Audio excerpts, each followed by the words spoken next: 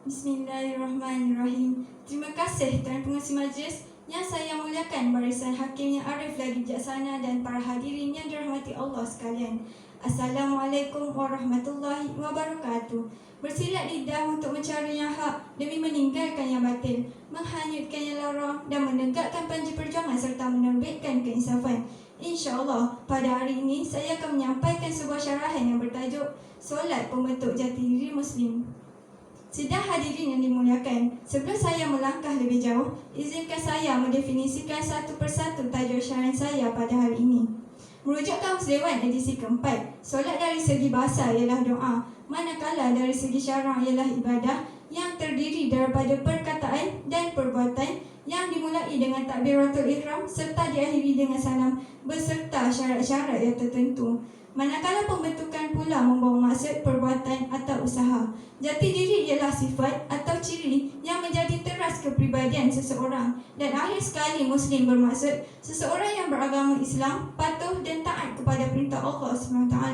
Kesimpulannya, solat itu merupakan suatu manifestasi perhubungan seorang hamba dengan penciptanya yang Maha Esa bagi membuktikan kepatuhan dan ketaatan yang tidak berbelah bagi, sekaligus mampu menjadi senjata yang ampuh lagi mampan dalam membentuk jati diri dan pribadi seorang Muslim.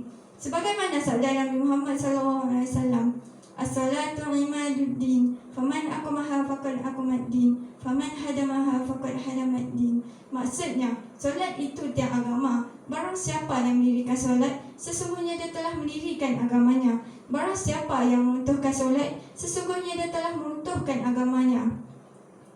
Berdasarkan hadis tersebut, solat itu digambarkan seperti sebatang tiang seri. Sekiranya rosak tiang ini, maka runtuhlah maligat yang disokongnya. Apakah maligat tersebut, hadirin hadirat sekalian? Ya, itulah agama yang diperjuangkan oleh Rasulullah SAW yang masih kekal dan utuh hingga kini, iaitu Islam. Justeru, solat memainkan peranan yang penting dalam kehidupan kita seharian.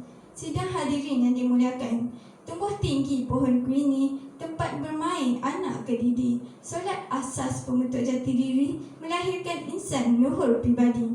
Hujah saya yang pertama di bawah kata kunci solat dapat menjadi benteng akidah seorang Muslim. Solat mampu mencegah seseorang daripada berbuat kemungkaran maupun dosa. Sebagaimana yang kita ketahui, solat perlu dilakukan ikhlas semata-mata hanya kerana Allah SWT. Ia merupakan satu medium wasilah pengabdian kita kepada Allah. Seseorang yang solat dengan penuh keyakinan dan khusyuk bahawa dia sedang berhadapan Allah akan membawa sifat itu dalam kehidupan sehariannya. Mereka akan menyedari bahawa setiap saat ada Allah yang memerhati. Mereka juga yakin bahawa setiap niat, percakapan, tindak tanduk ada Allah yang menjadi CCTV, tidak kira di mana-mana berada. Oleh itu, mereka mempunyai kekuatan yang tersendiri dalam menjaga keimanan dan mengawal nafsu mereka daripada melakukan perkara yang dibenci Allah. Sebagaimana firman Allah dalam surah Al-Ankabut ayat 45. A'udzubillahi minasyaitonirrajim. Inna salata tanha 'anil fahsya'i wal munkar wa la zikrullahi akbar wallahu ya'lamu ma tasna'un. Sadaqallahul azim. Maksudnya, sesungguhnya solat itu mampu mencegah daripada perbuatan-perbuatan keji dan munkar, dan sesungguhnya mengingati Allah yang solat adalah lebih besar keutamaannya berbanding ibadat-ibadat lain, dan Allah Maha mengetahui apa yang kamu kerjakan. Berdasarkan dalil yang saya bacakan tadi, dapat disimpulkan bahawa solat memainkan peranan yang utama dalam menjadi perisai yang kebal dalam menghadapi fitnah, kemungkaran, kejahatan dan hasutan syaitan serta hawa nafsu. Aspek negatif ini seandainya tanpa dibentengi keimanan yang kukuh akan menjadi asbab kepada kerosakan akidah. Justeru, secara tuntasnya, solat bertanggungjawab dalam memberi didikan kejiwaan yang padu dan mampu membentuk akidah Muslim yang lebih jitu. Hujah saya yang kedua pula, solat mampu mendidik Muslim untuk menepati masa. Masa adalah sesuatu ciptaan Allah yang sangat penting bagi umat manusia, hingga kan Allah sendiri bersumpah dengan masa dalam surah Al-As ayat 1. Allah SWT telah menetapkan waktu-waktu tertentu dalam melakukan ibadah solat. Contohnya, solat zuhur bermula apabila gelincirnya matahari ke sebelah barat, dan ianya tamat apabila bayang sesuatu objek lebih panjang dari ukuran asalnya. Ini bermakna solat perlu dilakukan dalam waktu tersebut, bukan lebih awal atau lebih lewat daripada waktu yang ditetapkan. Begitu juga dengan solat fardu yang lain, perlu dilakukan dalam ketetapan waktu yang telah disepakati. Begitulah Allah mendidik jati diri Muslim dengan menjaga masa melalui solat. Seorang Muslim perlu menepati masa dalam kehidupan sehariannya. Hadirin yang dimuliakan, seterusnya, hujah saya yang ketiga ialah solat mampu membentuk jati diri Muslim untuk mendidik diri supaya memiliki sifat sabar. Sebagai contoh, seseorang yang melakukan solat hendaklah bangun seawal pagi untuk menunaikan solat subuh, memberhentikan tugasan seharian bagi memberi laluan kepada solat zuhur dan asar. Manakala setelah keletihan pulang dari kerja, mereka masih perlu menunaikan kewajipan solat maghrib dan isyak. Justeru, hanya mereka yang mempunyai kesabaran yang tinggi dan faham tentang kewajipan sebagai seorang Muslim mampu melaksanakan solat dengan sempurna. Perkaitan antara solat dengan sabar ini dapat kita lihat melalui firman Allah dalam surah Al-Baqarah ayat 153. A'udzubillahi minasyaitonirrajim. Ya ayyuhallazina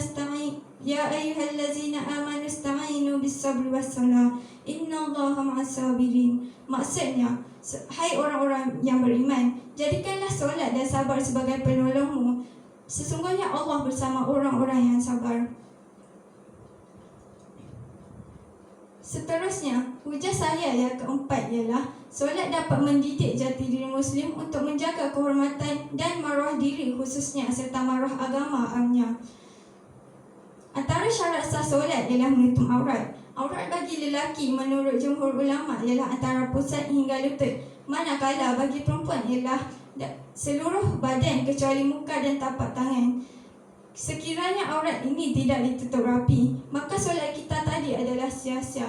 Ini merupakan satu cara Allah mendidik kita supaya menjaga kehormatan sama ada dari sudut berpakaian dan perlakuan.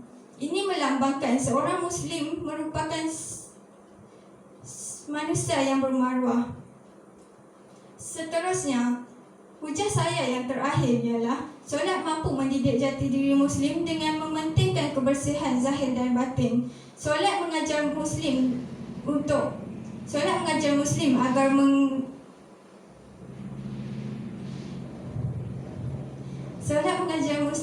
mengambil berat dan tidak memandang enteng soal kebersihan.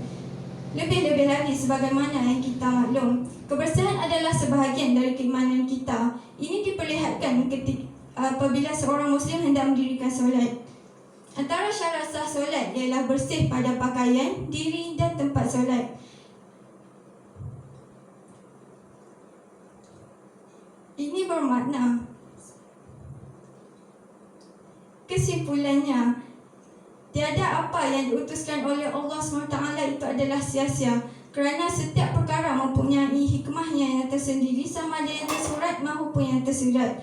Berdasarkan hujah-hujah yang telah saya sampaikan tadi, jelas menunjukkan peranan solat dalam membentuk jati diri Muslim sememangnya tidak dapat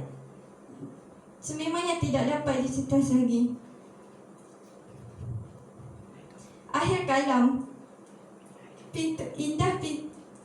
wabillahi taufiq wal hidayah. Wassalamualaikum warahmatullahi wabarakatuh.